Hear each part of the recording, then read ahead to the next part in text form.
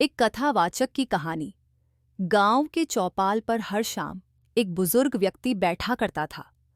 उसकी आवाज में जादू था और उसकी कहानियां सुनने के लिए पूरा गांव जुट जाता। उसका नाम था माधो काका। माधो काका की कहानियों में राजा महाराजा, भूत प्रेत, प्रेम कहानियां और अनगिनत रहस्य होते। बच्चे, ये बूढ़े, जवान, सब उसकी कहानियों में खो जाते। लेकिन कोई नहीं जानता था कि माधो काका की अपनी कहानी क्या थी।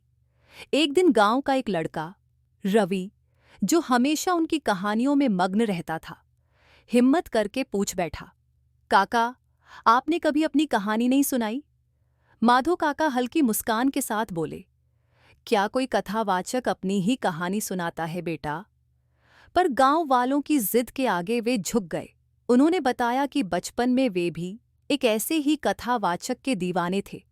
उनका सपना था कि वे भी कहानियां सुनाएं और लोगों को उनकी दुनिया से बाहर निकालकर कल्पनाओं की दुनिया में ले जाएं। पर उनके पिता चाहते थे कि वे खेती करें। एक दिन उन्होंने घर छोड़ दिया और एक साधु के शिष्य बन गए, जिन्होंने उन्हें कहानियां गढ़ने और सुनाने की कला सिखाई। जीवन के अनुभवों ने उनके शब्दों को और भी गहरा बना दिया। गांव वाले स्तब्ध थे। आज तक वे माधो काका को केवल एक कथावाचक समझते थे, पर आज उन्हें पता चला कि हर कथावाचक की अपनी भी एक अनकही कहानी होती है।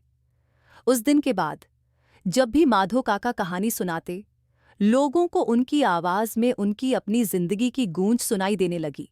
एक